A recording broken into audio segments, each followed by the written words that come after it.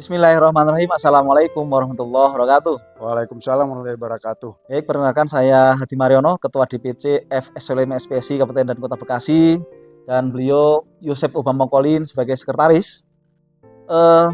Menanggapi tentang May Day pada tahun 2025 ini, tentunya kami sangat bangga dan apresiasi yang setinggi-tingginya kepada Pak Presiden, dan tentunya hormat kami ya kepada petinggi buruh yang hari ini telah membuktikan bahwa kebersamaan adalah segala-galanya.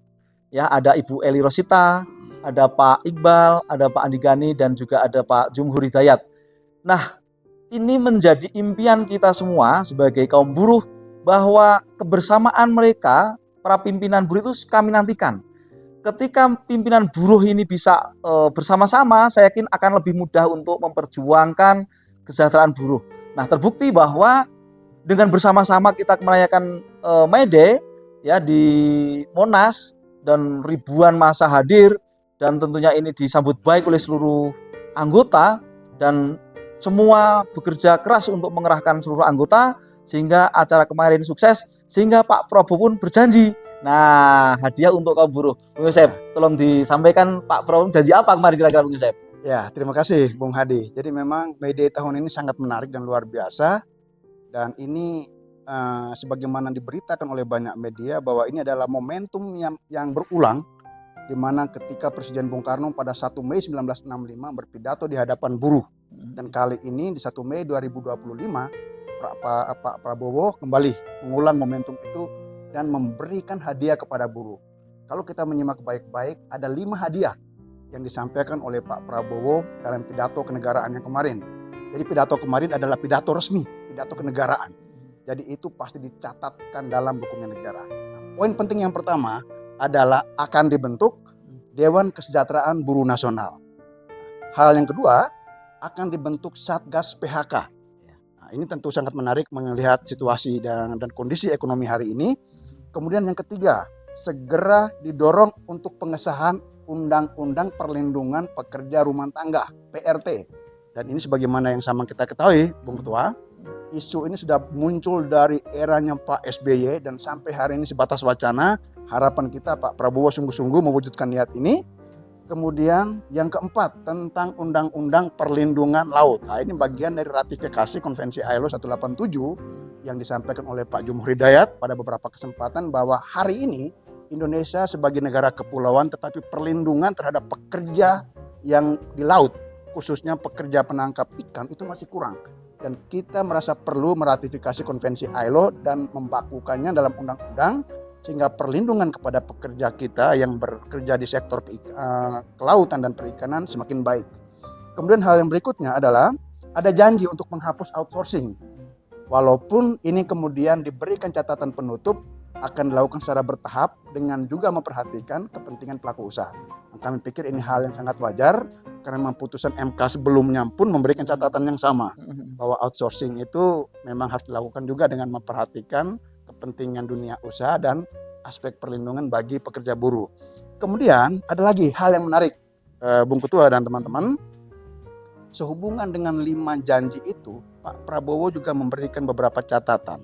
Yang pertama, akan mengevaluasi peraturan perundang-undangan yang isinya merugikan buruh.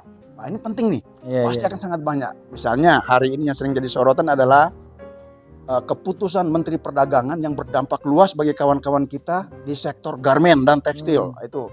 Kemudian yang berikutnya tentang mempertemukan 150 toko buruh dan 150 toko pengusaha di Istana Bogor. Nah, ini kita tidak tahu nih, ini ujung akhir dari pertemuan itu apa buat buruh. Karena bagi kita pekerja buruh Indonesia tidak hanya berfokus pada kepentingan perlindungan bagi pekerja buruh, tetapi bagaimana memahami perlindungan pekerja buruh itu juga mencakup perlindungan bagi dunia usaha. Karena kalau usahanya ada, eksis, berjalan baik, tentu perlindungan buruh juga akan berjalan dengan baik. Kemudian Pak Prabowo juga menyampaikan isu yang berulang-ulang juga disampaikan di eranya Presiden Jokowi soal undang-undang perampasan aset negara yang dilakukan oleh pelaku koruptor. Nah, ini sangat luar biasa.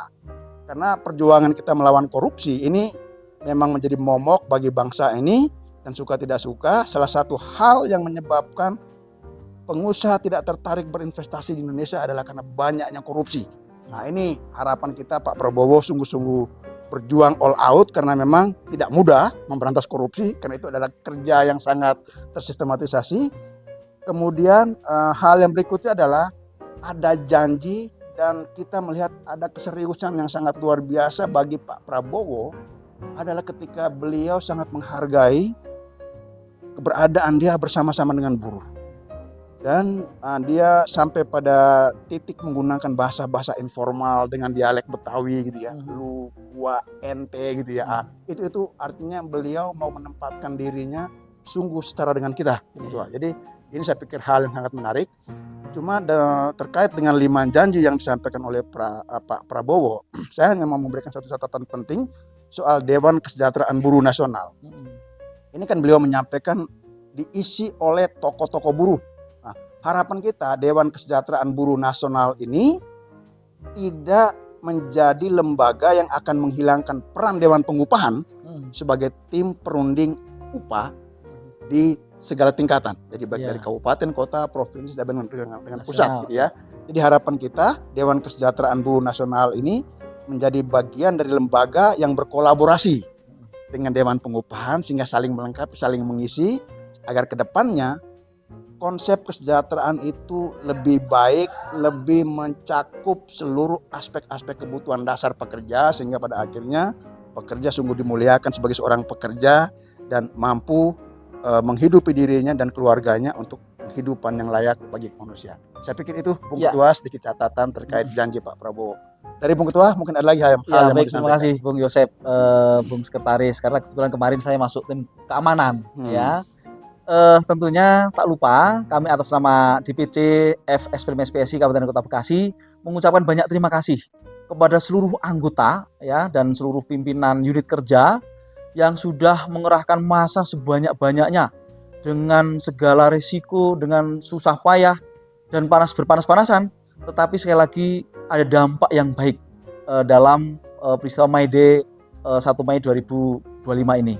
Nah, tentunya sekali lagi terima kasih kepada kawan-kawan semuanya dan kita akan dukung Pak Prabowo untuk melaksanakan atau mewujudkan janji-janji beliau dan kita akan dukung itu semuanya dan tentunya harapan kita adalah pekerja sejahtera dan pengusaha pun juga baik gitu Bung Yosep ya. Baik, saya kira itu ada kurang lebihnya mohon maaf.